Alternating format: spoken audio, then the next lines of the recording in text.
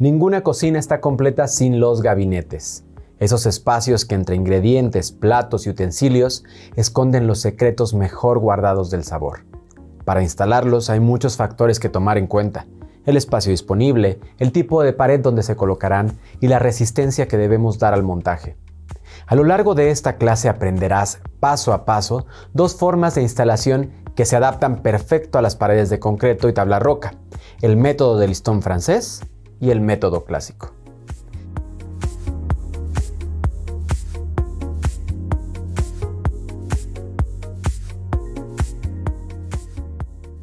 Para iniciar la instalación del gabinete, el primer paso es observar dónde se colocará.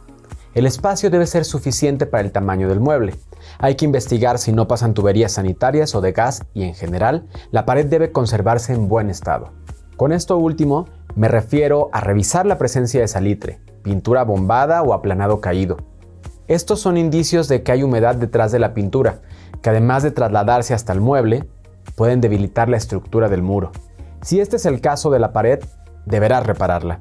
Mientras tanto, lo mejor será no instalar ningún tipo de mobiliario. Al hacerlo dañas más la construcción y corres el riesgo de que el gabinete se caiga. Muy bien, continuemos con el segundo paso: determinar la altura del montaje. Sobre este punto se tienen que considerar las medidas estandarizadas que desde la arquitectura y el diseño se proponen para la comodidad de las personas. En el caso de los gabinetes, sumaremos los 90 centímetros que se recomiendan de altura para la tarja y la mesa de trabajo, más 55 centímetros de espacio que se requiere para cocinar o lavar trastes con facilidad.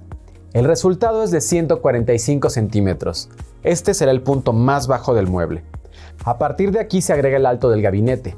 Por ejemplo, este mide 72 centímetros, lo que da un total de 217 centímetros desde el piso. De largo mide 1 metro, pero no hay mucha ciencia detrás de estas marcas. Depende de qué tan a la derecha o izquierda tu cliente prefiere el mueble. Solo procura dejar al menos 1 centímetro de separación de la pared en caso de colocarlo en una esquina. Perfecto, ya están marcadas las dimensiones del gabinete. El paso que sigue es verificar que nos haya quedado derecho. Para ello, hay que usar un nivel de láser o burbuja, y si notas que tu trazo no está alineado, corrige. Suele pasar que aunque la herramienta indica una buena nivelación, las marcas se perciben irregulares.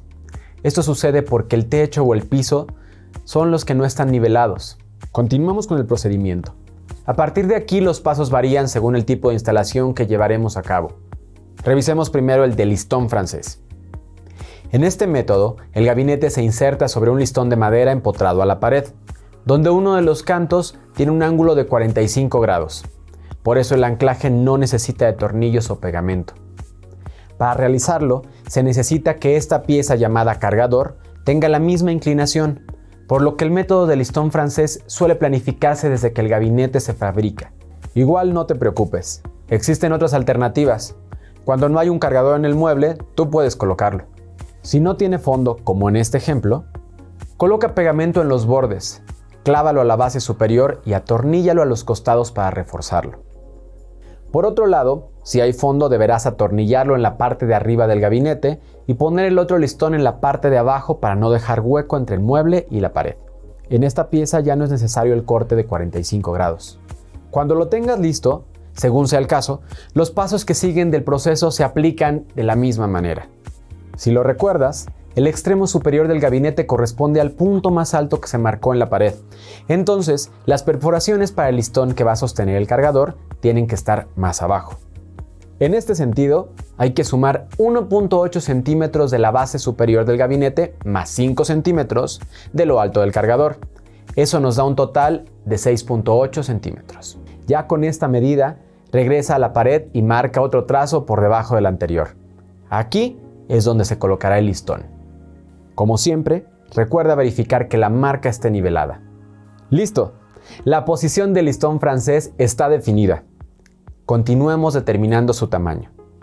La altura tiene que ser mínimo de 5 centímetros, que es, de hecho, la altura que tiene el cargador en el gabinete. Por otro lado, el largo debe cubrir al menos 2/3 de la medida del mueble. Este es de 1 metro, así que la pieza debe medir mínimo 66.6 centímetros, es decir, 33.3 más 33.3. Con esta información, el paso que sigue es colocarse el equipo de seguridad necesario y cortar una tabla de madera con las dimensiones mencionadas anteriormente. Recuerda que uno de los cantos se tiene que cortar con un ángulo de 45 grados. Esto se realiza con la misma sierra o con una circular. Solo hay que ajustar su posición. No lo hagas manualmente, porque el corte no será preciso y el gabinete no encajará con el listón. Perfecto, ya quedó. Ahora vamos al siguiente paso, las perforaciones. Para que el montaje sea resistente, se empotra la pieza con al menos 4 tornillos. Primero, hay que hacer las marcas donde vamos a perforar. Esas deben quedar a la misma altura y distancia entre sí. Por ello, nos vamos a apoyar de la escuadra de carpintero. También procura que estén centrados y no tan al borde de la madera. Y al final, verifica con un nivel. Las marcas están listas. Ahora hay que colocarse nuevamente el equipo de seguridad y perforar con un taladro y una broca de 1/4. Al colocarla, ten cuidado de no presionar el gatillo.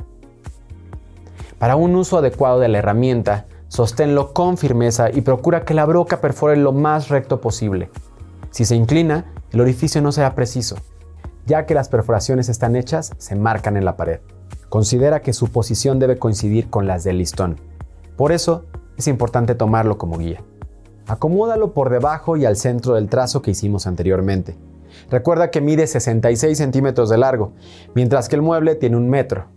Siguiendo esa información, sabemos que hay un margen de diferencia de 33.3 centímetros, que si lo dividimos, nos da 16.6 centímetros de cada lado. Una vez que el listón está perfectamente posicionado, introduce un lápiz en sus perforaciones y haz las marcas en la pared. ¡Excelente! Solo falta taladrar y atornillar. Para ello, utiliza un rotomartillo con una broca para concreto. Es importante que el orificio tenga de profundidad lo mismo que mide el taco que se colocará después. Entonces, verifica la altura y coloca un tope en la medida necesaria. Algunos rotomartillos ya incluyen una varilla de control de profundidad, pero si el tuyo no, usa un poco de cinta para marcar hasta dónde se introduce la broca. Es momento de perforar. Esta herramienta es como un taladro y un martillo al mismo tiempo, lo que te permite hacer más rápido los orificios en concreto y mampostería. Por cierto, un tip: para que el polvo de la pared no caiga al piso, haz un sobre de papel y pégalo justo debajo de las marcas. Ya quedó. Ahora hay que introducir tacos de plástico para concreto. Si es necesario, haz presión golpeando con un martillo y si no entra, con el rotomartillo raspa un poco los bordes del orificio. Por último, coloca el listón sobre los tacos e instálalo con un tornillo de 1/4 por 2 pulgadas. Esto lo puedes hacer con un desatornillador normal o con un taladro atornillador, como prefieras. Muy bien, el listón ya está colocado. Solo falta verificar que esté a nivel y anclar el soporte del mueble al listón de la pared. Como ambas piezas tienen un corte de 45 grados, los ángulos encajarán perfectamente. ¡Listo! Se terminó la instalación con el método de listón francés. Es muy sencillo realizarla y mucho más resistente de lo que parece. Es casi imposible que un mueble se caiga. Solo hay que procurar que los cortes en los cantos de la madera sean lo más precisos posible. Si no te quedaron bien, tendrás que volver a hacerlos. Por otro lado, es importante señalar que en este caso se trabajó con una pared de concreto, pero si tuviera cerámica o fuera de tabla roca, el proceso sería muy similar. En el primer caso, debes procurar que los orificios en la pared se hagan entre las juntas de los azulejos. Así no se rompen ni se botan. También te recomiendo colocar cinta sobre las marcas para que la broca no resbale. Ahora, respecto a la tabla roca, la principal diferencia es que para determinar el lugar de las perforaciones, primero debes ubicar las estructuras metálicas que sostienen el muro de yeso.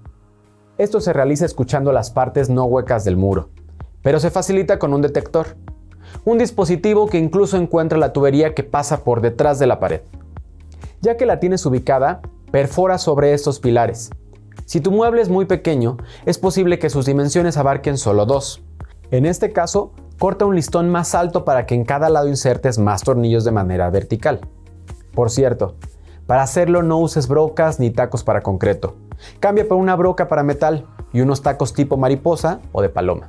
Ahora, pasemos a la instalación con el método clásico, que consiste en empotrar el gabinete directo a la pared. La verdad es que el proceso se parece mucho a lo que ya vimos, De cualquier manera, no está de más repasar algunas partes, así tendremos mayor claridad respecto a las diferencias. Por ejemplo, el proceso comienza determinando la altura que tendrá el mueble en el muro.